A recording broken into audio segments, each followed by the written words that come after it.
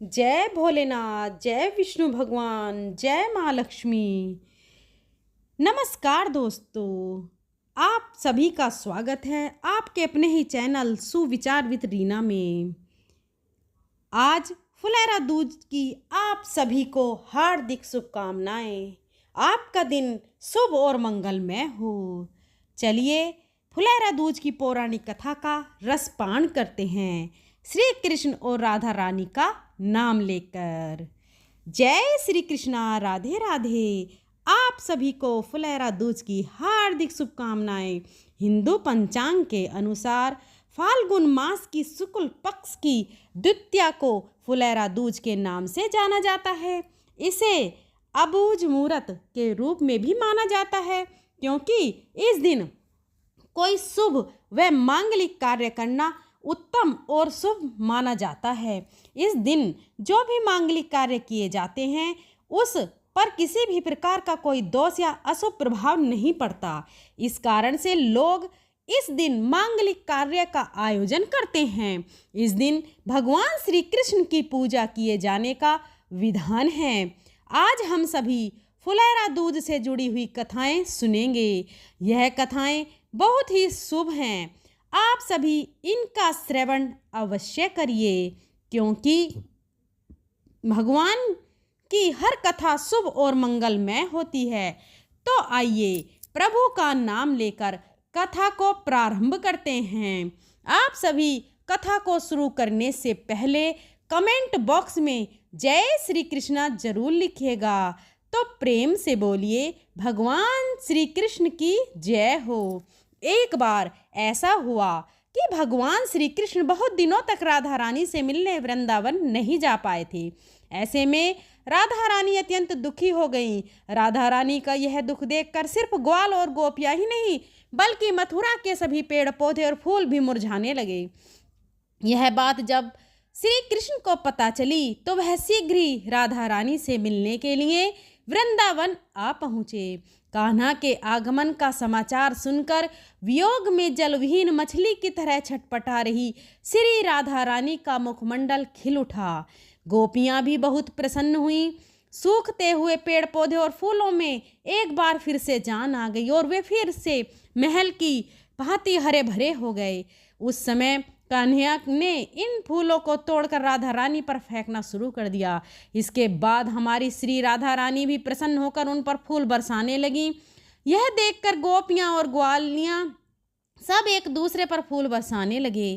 कहा जाता है कि तभी से फुलेरा दूज का यह पर्व बहुत ही धूमधाम से मनाया जाने लगा और हर वर्ष मथुरा में इस दिन फूलों की होली खेलने की परंपरा शुरू हुई।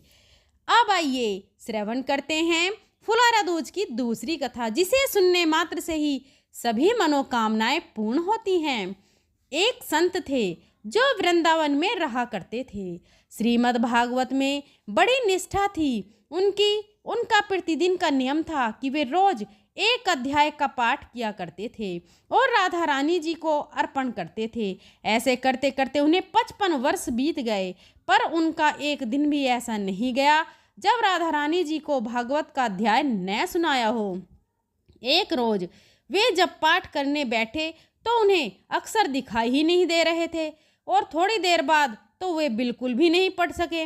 अब तो वे रोने लगे और कहने लगे, हे प्रभु, मैं इतने दिनों से पाठ कर रहा हूँ, फिर आपने आज ऐसा क्यों किया? अब मैं कैसे राधा रानी जी को पाठ सुनाऊंगा? रोते रोते उन्हें सारा दिन बीत गया। कुछ खाया पिया भी नहीं, क्योंकि पाठ करने का नियम था और जब तक नियम पूरा नहीं करते थे वह खाते पीते नहीं थे। आज नियम नहीं हुआ तो खाया पिया भी नहीं। तभी एक छोटा सा बालक आया और बोला, बाबा, आप क्यों रो रहे हो? क्या आपकी आंखें नहीं हैं इसलिए रो रहे हो? बाबा बोले, नहीं लाला, आंखों के लिए क्यों रोऊंगा? मेरा नियम पूरा नहीं हुआ इसलिए रो रहा हूँ। बालक बोला, बाबा, मैं आपकी आंखें ठीक कर सकता हूँ, आप ये पट्टी अपनी आंखों पर बांध लीजिए। बाबा ने सोचा, लगता है वृंदावन के किसी वैद्य का लाला है, कोई इलाज जानता होगा। बाबा ने आंखों पर पट्टी बांध ली और सो गए। जब सुबह उठे और पट्टी हटाई तो सब कुछ साफ दिखाई दे रहा था।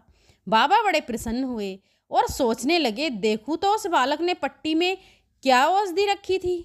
जैसे ही बाबा ने पट्टी को खोला तो पट्टी में राधा रानी जी का नाम लिखा था।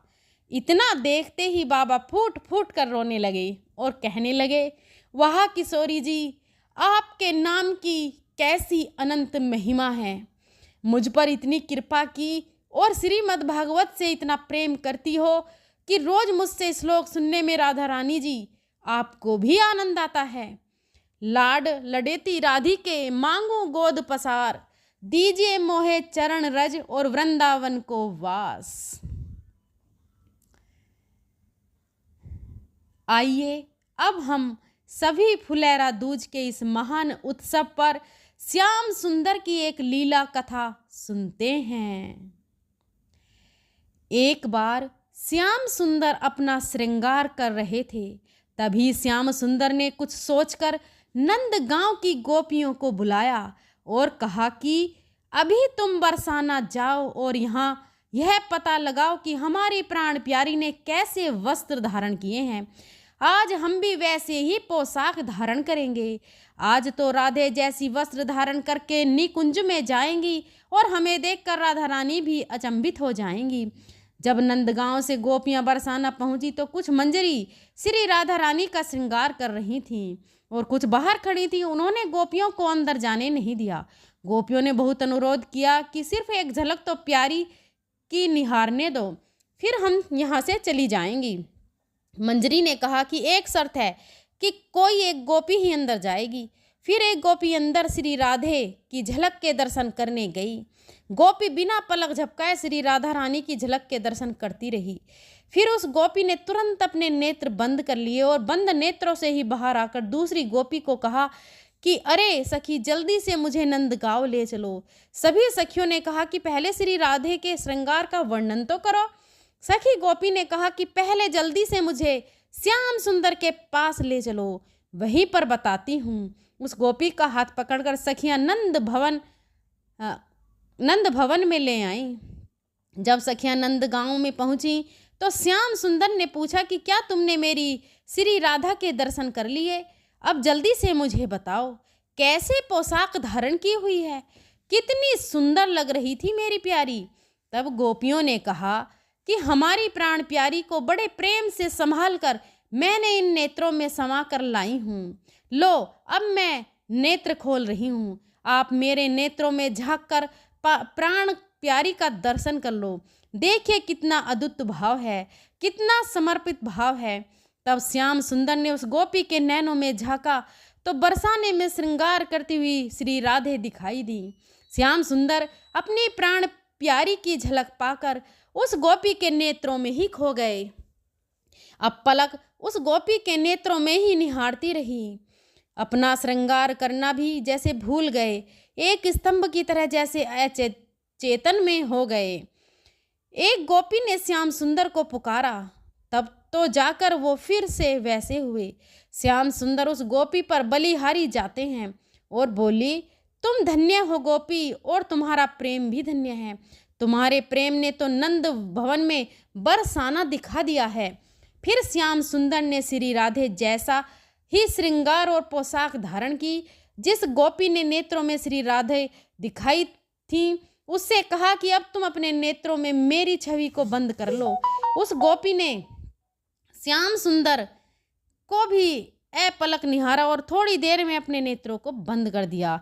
श्याम सुंदर ने एक और गोपी से कहा कि इस गोपी को निकुंज में ले जाओ, जहाँ श्री राधे बैठकर मेरा इंतजार कर रही है। वह सखी उसका हाथ पकड़कर निकुंज में ले आई, जहाँ श्री राधे अपने श्याम सुंदर का इंतजार कर रही थी।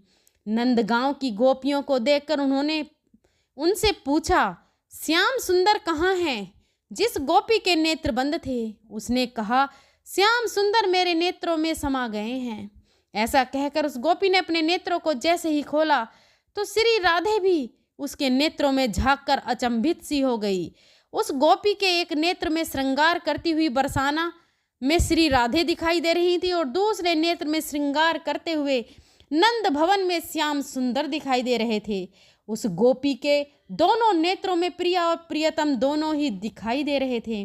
तभी दूर से श्याम सुंदर अपनी बंसी के मधुर धुन बजाते हुए आते दिखाई दिए।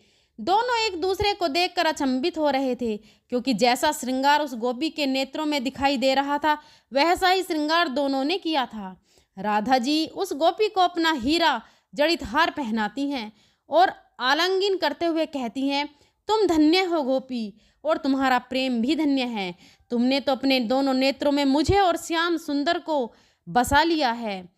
तो प्रेम से बोलिए श्री राधे कृष्ण की जय। अब हम श्री कृष्ण और एक कुम्हार की रोचक पौराणिक कथा सुनते हैं। इन कथाओं को आप आधा अधूरा ना सुने, पूरा सुने, क्योंकि शास्त्रों में लिखा है कथाओं को आधा अधूरा छोड़ने से पाप लगता है। इसलिए इन कथाओं को पूरा अवश्य सुनिए और इनका पुण्य हासिल कीजिए। चलिए कथा शुरू करते हैं। जिस कथा को भगवान श्री कृष्ण की कृपा हम सब पर बनी रहे। बोलिए भगवान श्री कृष्ण की जय। अब आइए श्रवण करते हैं मोक्ष प्रदान करने वाली भगवान श्री कृष्ण की कथा। एक बार की बात है कि यशोदा मैया प्रभु श्री कृष्ण की शैतानियों से तंग आ गई थी और छड़ी लेकर श्री कृष्ण जी की ओर दौड़ी। जब प्रभु ने अपनी मैया को क्रोध में देखा तो वह अपना बचाव करने के लिए इधर उधर भागने लगे। भागते भागते श्री कृष्ण जी महाराज एक कुम्हार के पास पहुँचे। कुम्हार तो अपनी मिट्टी के घड़े बनाने में व्यस्त था, लेकिन जैसे ही कुम्हार ने श्री कृष्ण जी को देखा तो वह बहुत प्रसन्न हुआ। कुम्हार जानता था कि श्री कृष्ण जी साक्षात परमेश्वर हैं। तब प्रभु ने कुम्हार से कहा, कुम्हार जी, आज मेरी मैया मुझ पर बहुत क्रोधित हैं। मैया छड़ी लेकर मेरे पीछे आ रही हैं। भैया जी मुझे कहीं छुपा लो। तब कुम्हार ने श्री कृष्ण जी को एक बड़े से मटके में के नीचे छिपा दिया। कुछ ही क्षणों में यशोदा मैया भी वहाँ आ गई और कुम्हार से पूछने लगी, क्यों रे कुम्हार, तूने मेरे कान्हा को कहीं देखा है क्या? कुम्हार ने कह दिया, नहीं मैया, मैंने कान्हा को नहीं देखा। कृष्ण जी महाराज यह सभी बातें बड़े से घड़े के नीचे छुपकर सुन रहे थे। मैया तो वहां से चली गई। अब प्रभु श्री कृष्ण जी कुम्हार से कहने लगे कि कुम्हार जी, यदि मैया चली गई हो तो मुझे इस घड़े से बाहर निकालो। कुम्हार बोला, ऐसे नहीं प्रभु जी, पहले मुझे 84 लाख योनियों के बंधन से मुक्त करने का वचन दीजिए। भगवान मुस्कुराए और कहने लगे, ठीक है, मैं तुम्हें 84 लाख योनियों से मुक्त करने का वचन देता हूँ। अब तो मुझे बाहर निकाल दो। कुम्हार कहने लगा, मुझे अकेले नहीं प्रभु जी, मेरे परिवार के सभी लोगों को इन 84 लाख योनियों के बंधनों से मुक्त करने का वचन दीजिए।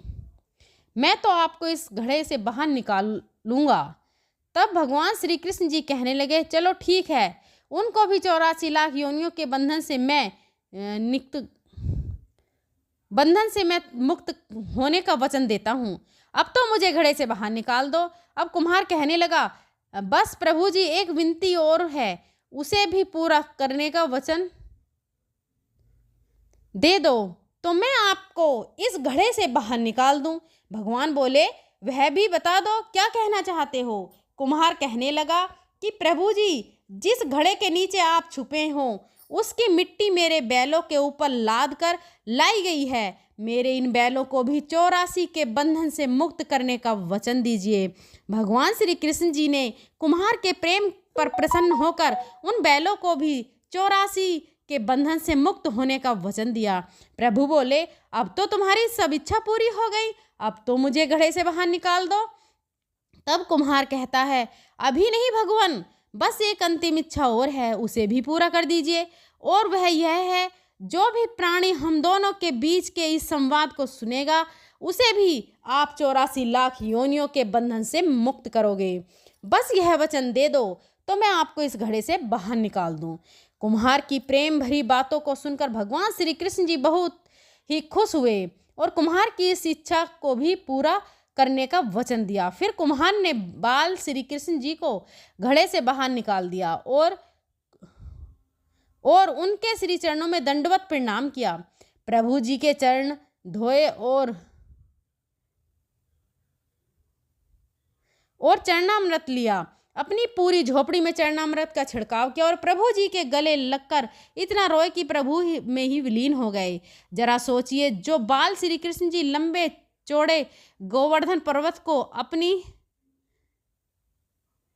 अपनी छोटी सी उंगली पर उठा सकते हैं, तो क्या वह एक घड़ा नहीं उठा सकते थे? लेकिन बिना प्रेम रीझे नहीं नटवर नंद किशोर, कोई कितने भी यज्ञ करे, अनुष्ठान करे, कितना भी दान करे, चाहे कितना भी भक्ति करे, लेकिन जब तक मन में प्राणी मात्र के लिए प्रेम नहीं होगा, प्रभु श्री कृष्ण जी महाराज उसे नहीं मिल सकते। तो बोलिए भगवान श्री कृष्ण महाराज की जय। आइए दोस्तों, अब श्रवण करते हैं भगवान श्री कृष्ण की अद्वितीय कथा। एक समय की बात है, एक संत जंगल में कुटिया बनाकर रहते थे और भगवान श्री कृष्ण का भजन करते थे। संत को यकीन था कि एक न एक दिन मेरे भगवान श्री कृष्ण मुझे साक्षात दर्शन देंगे। उसी जंगल में एक शिकारी आया और उस शिकारी ने संत की कुटिया देखी। वह कुटिया में गया और उसने संत को प्रणाम किया। उसके बाद उसने पूछा कि आप कौन हैं और आप यहाँ क्या कर रहे हैं? संत ने सोचा, यदि मैं इससे कहूँगा कि भगवान श्री कृष्ण के इंतजार में बैठा हूँ तो शायद इसको यह बात समझ में नहीं आएगी। संत ने दूसरा उपाय सोचा। संत ने शिकारी से पूछा कि भैया, पहले आप बताओ कि आप कौन हो और यहाँ किस लिए आए हो? उस शिकारी ने कहा कि मैं एक शिकारी हूँ और यहाँ शिकार के लिए आया हूँ। संत ने तुरंत उसी की भाषा में कहा, मैं भी एक शिकारी हूँ और मैं भी अपने शिकार के लिए यहाँ आया हूँ। शिकारी ने कहा, अच्छा संत जी आप यह बताइए कि आपको शिकार दिखता कैसा है? आपके शिकार का क्या नाम है? हो सकता है कि मैं आपकी मदद कर सकूं। संत ने सोचा, इसे कैसे बताऊं? फिर भी संत कहते हैं, मेरा शिकार दिखने में बहुत ही सुंदर है, सांवरा सलोना है, उसके सिर पर मोर मुकुट है, हाथों में बंसी है। ऐसा कहकर संत जी रोने लगे। शिकारी बोला, बाबा रोते क्यों हो? मैं आपके शिकार को जब तक ना पकड़ लूं तब तक पानी भी नहीं पीऊंगा और आपके पास नहीं आऊंगा। अब वह शिकारी घने जंगल के अंदर गया और जाल बिछाकर एक पेड़ पर बैठ गया। यहाँ पर इंतजार करने लगा। शिकारी भूखा प्यासा बैठा हुआ था। एक दिन बीता, दूसरा दिन बीता और तीसरा दिन भूखे प्यासे शिकारी को नींद भी आने लगी थी। तब बाके बिहारी को उस पर दया आ गई। भगवान उसके भाव पर रीझ गए। भगवान मंद मंद स्वर में बांसुरी बजाते आए और उस जाल में खुद फंस गए। जैसे ही शिकारी को फंसे हुए शिकार का अनुभव हुआ तो तुरंत ही नींद से उठा और उस सांवरे भगवान को देखा। जैसा संत ने बताया था, उनका रूप हूबहू वैसा ही था। वह अब जोर जोर से चिल्लाने लगा, मिल गया, शिकार मिल गया। शिकारी ने उस शिकारी अर्थात भगवान श्री कृष्ण को जाल समेत ही कंधे पर बिठा लिया और शिकारी कहता हुआ चला जा रहा था कि आज 3 दिन के बाद मिले हो। तुमने मुझे बहुत भूखा प्यासा रखा, अब तुम्हें मैं छोड़ने वाला नहीं हूँ। शिकारी धीरे धीरे कुटिया की ओर बढ़ रहा था। जैसे ही संत की कुटिया आई तो शिकारी ने आवाज लगाई, बाबा ओ बाबा, यह तो देखो।